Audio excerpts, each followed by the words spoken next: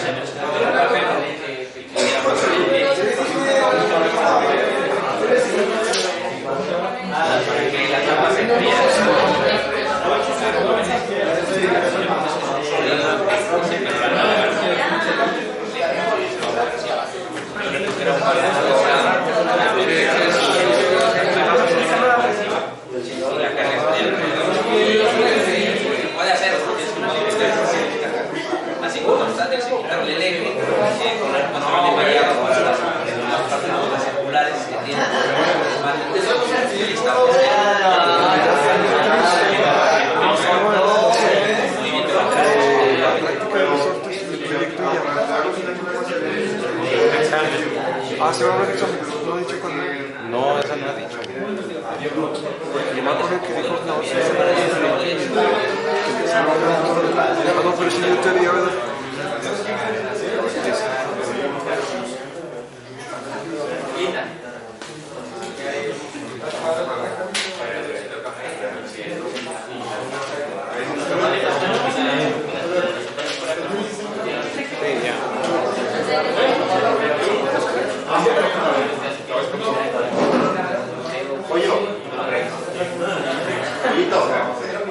¿Cuántos enchufes hay ahí? ¿2 o 1? No, que Dos, pero de abajo no sirve. No. La carpeta de ya igual, ¿no? Y ahí ya viene la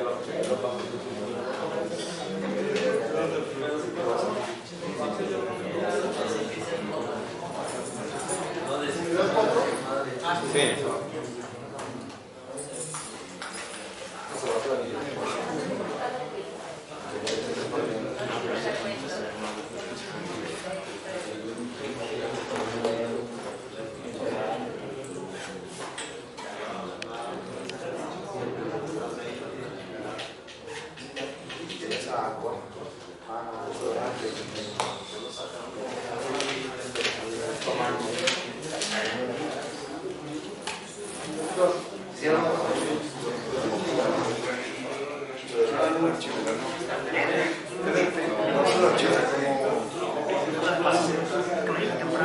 Ok, para continuar la parte de engranes, unidad 4, es algo extensa esta unidad y la voy a resumir en lo más práctico, ¿no? Si yo me voy a cualquier libro, sea el Norton, sea el Chicle y cualquiera de ellos, y veo cómo se diseña un engrane, no dibuja, vas a encontrar que viene una serie de pasos, si no me recuerdo, 26 pasos a seguir para diseñar un engrane. Y de esto, pues lo que nosotros hacemos es pedirle a los chavos que hagan un programita, puede ser en Excel, puede ser en LabVIEW, puede ser en, depende de lo que programes, en donde establezcas la misma rutina o secuencia para poder calcular. El problema que yo le veo es que siempre partes de datos estándar conocidos. Yo lo estoy poniendo en otro color, lo pongo resaltado según Excel en amarillo, en donde pongo los datos que tú deberías de conocer, obligatorios, para poder diseñar tu engrane. No se alcanza a ver ahí, pero bueno, establecemos la potencia mecánica, en este caso el sistema inglés lo que estamos usando, los horsepower que quieres transmitir en el sistema, la velocidad de entrada, como es un sistema que va a ser un reductor de velocidad que está formado por engranes rectos, entonces tienes una velocidad de salida, como lo sabes hacer de mecanismos. Pásale, compañero. A partir de ahí las propiedades del ensamblaje, por ejemplo, el número de dientes, 20 y 70, es decir que ya tenemos nosotros con ese garantizado, o deberíamos de tenerlo, la reducción de velocidad. Sabemos que podemos hacer la reducción de mecanismos por diámetro de paso, diámetro de raíz o por número de dientes. Entonces digamos que tenemos estas dientes de piñón, dientes de corona, el módulo o paso diametral que le llamamos nosotros, y establecido el ancho de cara. Todo esto es en función de lo que tú creas, ¿no? Lo que tú selecciones.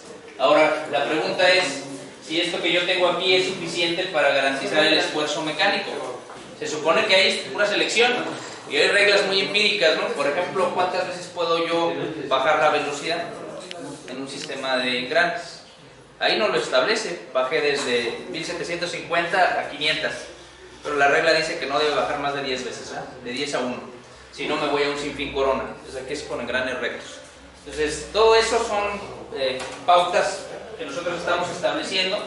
La parte de abajo, ese programita lo hicimos nosotros, obviamente no es mayor ciencia que poner ahí en Excel, y establecemos nosotros los datos que debemos de calcular de fórmula, como por ejemplo, a ver si se alcanza a ver ahí, aquí está, el diámetro de paso, que es la división del número de dientes que yo tengo entre el valor del paso diametral.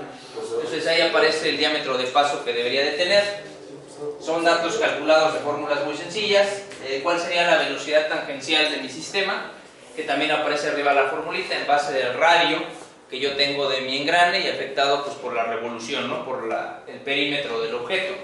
Y es lo que tenemos ahí, lo convertimos de pulgadas a pies, por eso vemos que tiene arriba un 12, ¿no? Entonces obtener la velocidad tangencial a la que va a tender a moverse el diente del engrane. Por ahí me preguntaban si a ver teoría. No, de hecho esto ya lo sabes, lo que no sabes es lo de en teoría, lo que no sabes es lo de esfuerzos, porque en mecanismos ves esto, ves velocidad de engranes, De hecho se repite. A partir del paso 14 ya empieza diseño de engranes. Todo lo anterior es mecanismos o dibujo. Y dice ahí en el apartado, se alcanza a ver ahí, fuerza tangencial y esfuerzos. En lo que se refiere a fuerza tangencial, es una formulita muy sencilla para sistema inglés. Ahí se alcanza a ver arribita la conversión de 33,000 veces multiplicado por el valor de la potencia en sistema inglés, que es lo que tengo ahí arriba, y eso lo voy a dividir entre el comportamiento que yo tenga de mi sistema en cuanto a dimensión o a geometría.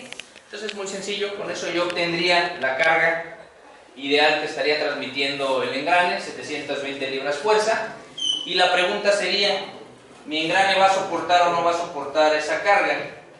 Si yo quiero hacer esos pasos posteriores, que son los siguientes 20 pasos, pues necesito tablitas que me da ACMA, la ACMA donde me establece cómo se comporta el resorte del engrane, pero me da límites. Entonces es algo complicado hacerlo porque en la realidad nosotros no tenemos ese material. No, de hecho yo le puse en negritas ahí, traté de resaltarlo en el paso 27, todas las condiciones, ¿no? ¿A qué se refiere? Bueno, las constantes, ¿no? Constante de factor de carga, factor de tamaño, factor de alineamiento, factor de balanceo, factor de confiabilidad, puros factores de que si creemos en el material o creemos en el proveedor.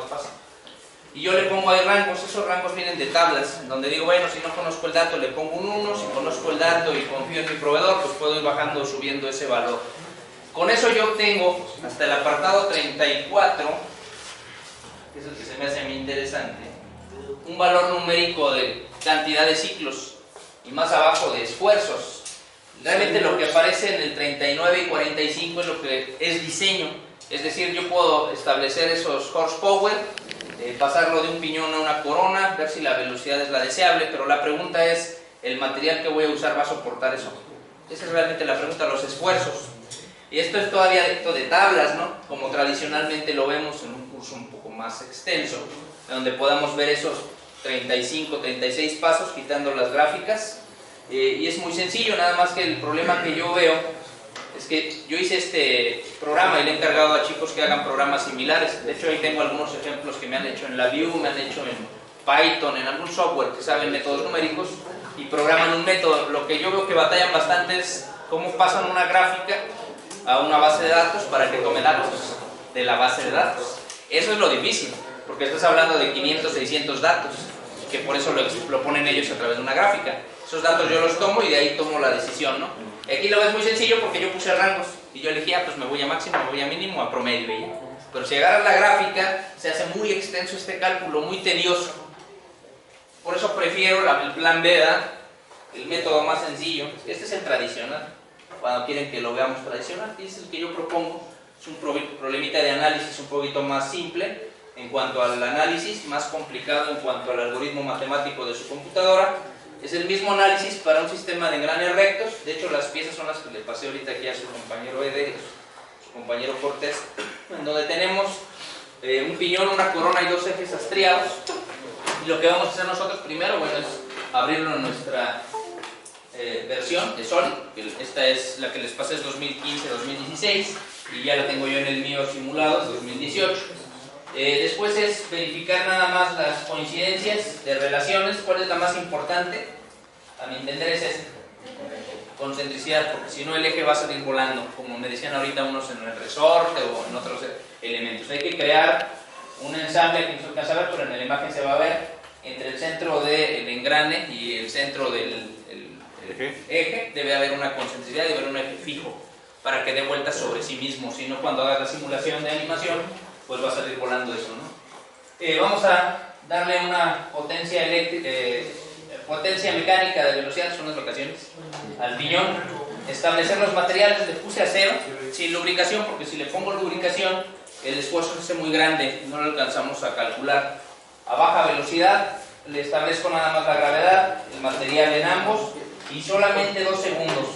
Le pones más, se va a tardar. De mi computadora lo puedo hacer muy rápido, con 2 segundos. Quiero ver la suya, cuánto se tarda en hacer esa simulación. Lo que queremos saber es cuánto soporta el diente del engrane, que es lo que calculamos a mano en el anterior. Nos daba el esfuerzo flexionante del engrane para cuando es cementado o con algún otro proceso térmico para endurecimiento. Aquí lo podemos hacer directamente nosotros en el programa, para de alguna manera garantizar lo que dice ahí, esfuerzo flexionante, tanto en piñón como en engrane, son los esfuerzos que se están calculando, aunque en las tablas de los proveedores vienen como dureza, te dan la dureza Rockwell C y su equivalente a esfuerzo. Nosotros lo obtenemos directamente aquí en el simulador como esfuerzo, y eso es lo que haríamos en esta simulación que estamos viendo ahí, ¿no? Se alcanza a ver muy apenitas, ahorita hago yo la simulación para que vean cómo se genera, pero la intención es lograr a partir de un movimiento un esfuerzo dinámico, aunque aparentemente sea estático, y eso lo hemos hecho en otras ocasiones, pero primero hay que tener un ensamble como este, ¿no? Donde lo más complejo, y entre comillas complejo, sería esto para quien nunca lo ha hecho, que es la relación de engranaje, una relación mecánica, pero como en este caso esto tenemos los datos ya, podemos específicamente poner cuántos dientes tiene o qué diámetro tiene, lo podemos hacer con número de dientes, lo podemos hacer también con el diámetro de paso del sistema, o lo podemos hacer con el diámetro de raíz o el diámetro exterior, con cualquiera de las tres relaciones podemos establecer que se muevan síncronos esos engranes, ¿no? Esa es la relación que vamos a crear ahorita, que van a ensamblar. Ese sería lo más avanzado, digamos, y esto que ya lo habíamos platicado en ocasiones pasadas, que hay que hacer una concentricidad con respecto a un eje para que rote sobre sí mismo, ¿eh? Y garantizar que el objeto pues hace el desplazamiento que nosotros queremos. Primero es hacer ese ensamble, los que tienen la computadora, si tienen alguna duda pues me dicen. Lo que debe hacer es moverse uno con respecto a otro, cuando les falte hacer el ensamblaje de engrane me dicen. Pero lo demás es muy sencillo, ¿no? Claro, tiene estrías que hay que garantizar que se están tocando, ¿eh? Me refiero a esta parte, para que no haya interferencias y nos marque error en el cálculo, ¿no? Se refiere a esta parte, ¿no? Se vea que la cara de la estría coincide con la parte interior del engrane, ¿no? Con coincidencia lo puedes hacer, por eso aparece la relación de coincidencia ahí, ¿no? Y eso es lo que aparece. No lo pongo en esta versión el ensamble porque es 18, a menos que por ahí los que tienen 18 pues sí pueden tener este ensamble, los demás no, tendrían que hacerlo, ¿no? Obviamente puse anchura porque no mide el estriado lo mismo que el grosor del engrane, ¿no? Si yo pongo coincidente las caras pues va a sobrar un poquito del estriado de cada lado, más como se ve ahí. Y es una caja de engranes de una etapa, ¿no? O de un paso, que diría. Listo, para que veas cómo está ensamblado. Ese es el ensamble que proponemos con su piñón, con su corona. Ahí está. Del ensamble que por ahí les pasé para que lo copien los que no lo tienen, aquí los compañeros que sí lo tienen, ¿no? Y lo puedan ensamblar.